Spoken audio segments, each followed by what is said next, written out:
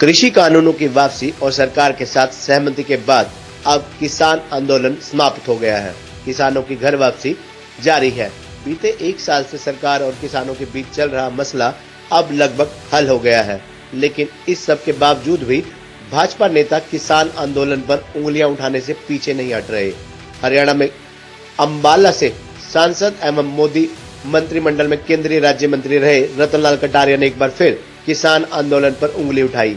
दरअसल अंबाला शहर में गीता जयंती महोत्सव का उद्घाटन करने पहुंचे सांसद से जब मीडिया ने किसानों की घर वापसी पर उनकी प्रतिक्रिया जाननी चाही, तो सांसद महोदय ने पहले तो खुद ही मान लिया कि अगर वो कुछ कहेंगे तो उसका मुद्दा बन जाएगा। इसके बाद कटारिया ने कहा कि इस मामले में ना किसी की जीत हुई है, ना किसी की हार। एक साल से चली आ रही समस्या का पीएम ने हल किया है। कटारिया ने कहा कि आंदोलन की वजह से देश को कम से कम 1 लाख करोड़ रुपए की हानि हुई है। कटारिया ने कहा कि आंदोलन के साथ ही किसानों ने अनाज की बम्पर पैदावार की। किसान हमारे अन्नदाता है, भगवान है और वो उन्हें हाथ जोड़कर उनके चरणों में प्रणाम करते हैं। वहीं अंबाला में जिला स्तरीय गीता जयंती महोत्सव का भी सांसद रतनलाल कटारिया और अंबाला शहर के विधायक असीम गोयल ने उद्घाटन किया।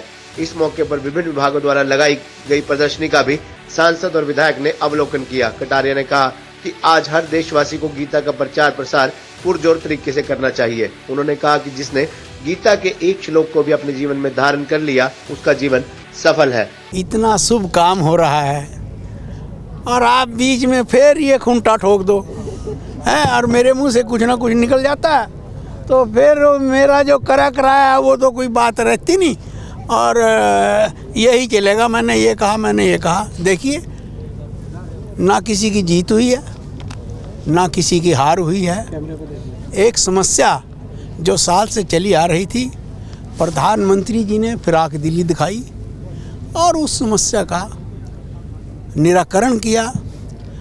अब हाथ जोड़कर अपने अन्नदाताओं से, अपने किसान भाइयों से, अपने देश के मालिकों से यही प्रार्थना है कि एक साल के अंदर 50,000 करोड़ रुपए का नुकसान तो हमारे हरियाणा का, बहादुरगढ़ क्षेत्र का, सोनीपत के क्षेत्र का, आसपास के क्षेत्र के लोगों का हो चुका है और कम से कम अगर इसका आकलन किया जाएगा तो इस आंदोलन से देश को 1 लाख करोड़ रुपए की हानि इस आंदोलन से हुई है।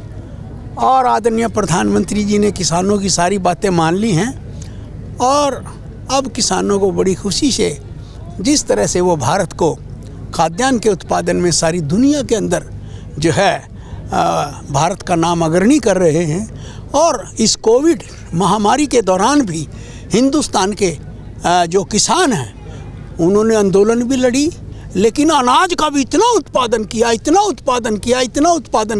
कि भारत में आज तक इतना उत्पादन अनाज का नहीं हुआ है।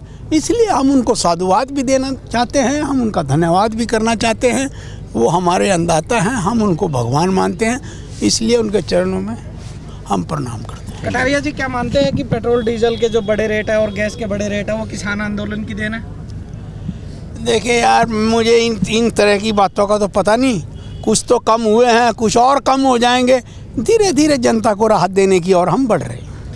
खबर हरियाणा के लिए अंबाला से पारुल गर्ग की रिपोर्ट।